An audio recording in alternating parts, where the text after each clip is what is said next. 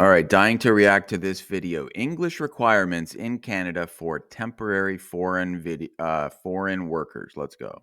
Today, I went to a butcher shop to grab some meat for the week. The person I was speaking to had such a very thick French accent.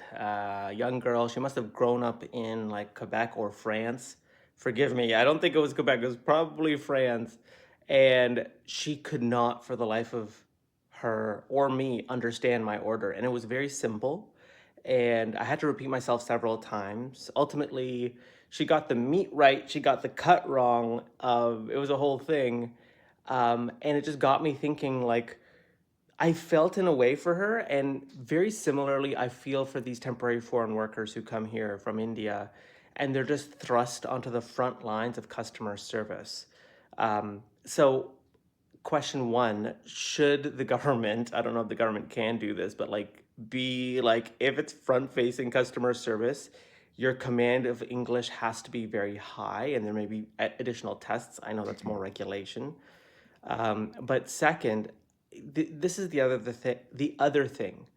Um, has anyone actually tried applying for these jobs? I have. I've actually tried applying for many of these jobs. I have not gotten a single callback. And so my experience at the butcher shop was it's not just temporary foreign workers from India. This is about employers hiring people from abroad to come here to fill these labor gaps, but they're not trying to hire Canadians first. Uh, it's an assumption, I know, but I'd love to know if you have also experienced this, and should English or French, like depending where you are in Canada, be a higher requirement for customer service? The last thing. I mean, this is a great video so far.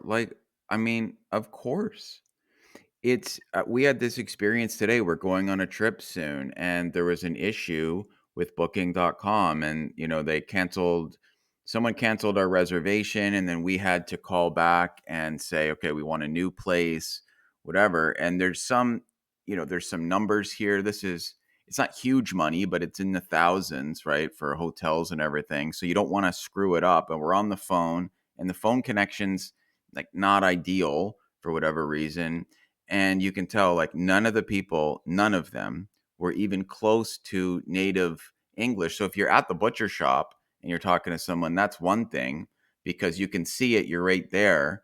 But with so many things like non-native speakers and what he's talking about, which I agree with, is like not even close to native. Like forget native. I mean, it's to the level that it takes a native speaker like a lot of effort and a lot of tries to make sure they're understanding. And the more important the thing is, the more you have to go over it, and it slows everything down. So I think this has to do with like companies they get subsidized by hiring a temporary foreign worker. So if they're paying, let's say, $25 an hour, they can advertise. Then the government kicks in a certain amount. So it's just it's unfair to local workers. I've never applied to these types of jobs, but something like that, where of course it makes it so much better if you have a local person willing to do the job.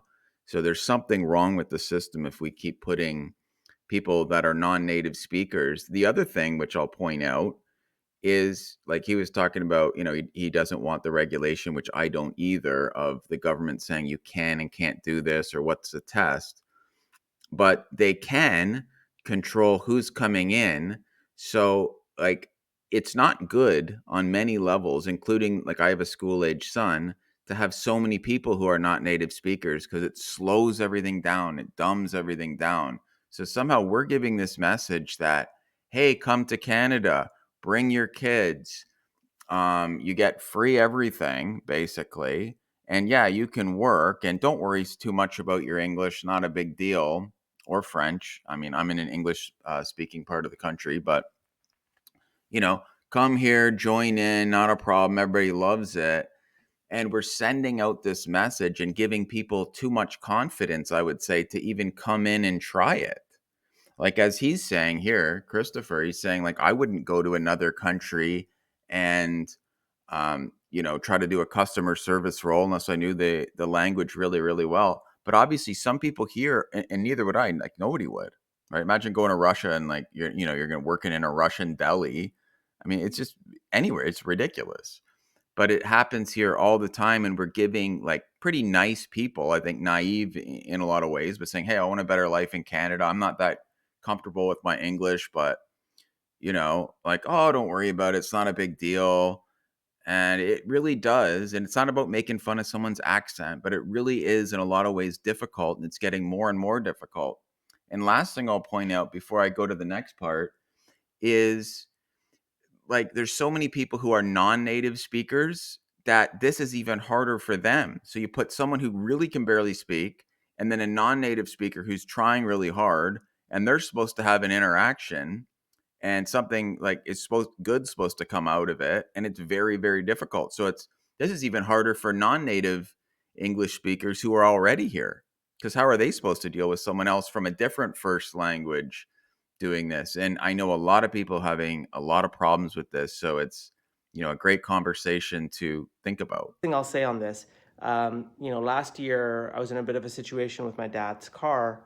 I called the call center, and I'm telling you, it was so challenging talking to this woman who had a very thick Indian accent, and I was trying to tell her the VIN number and like what happened, and it was really challenging. And I was frustrated at the time with her, but thinking back, it's not with her. It's the system that's put a person with low command of English into a very important role where English is absolutely key. Look, I wouldn't go to these countries and enter into customer service roles where I know I can't speak their language at a high level. So to some, this might sound xenophobic, but I think this is just not. This is necessary for Canada to implement. Let me know what you think. So totally agree. The only thing I'll say is, yeah, I agree. To some, that will sound xenophobic. Isn't that sad, though? Isn't that pathetic that we're at a point where if an Indian Canadian who was probably born here speaks native English, or anybody, especially me, it's why I'm not even showing my face, but says, "Hey, that's xenophobic because I want people to speak English in customer service roles." At least I don't care about the accent, but at least so you can understand them, and it's not like a one-off. You don't have to go far and wide to run into this experience. You get this more often than not. So anyone that thinks that's xenophobic is such a nut that I don't even know what to say. But anyway, love to hear your thoughts, comments. We'll see you in the next one.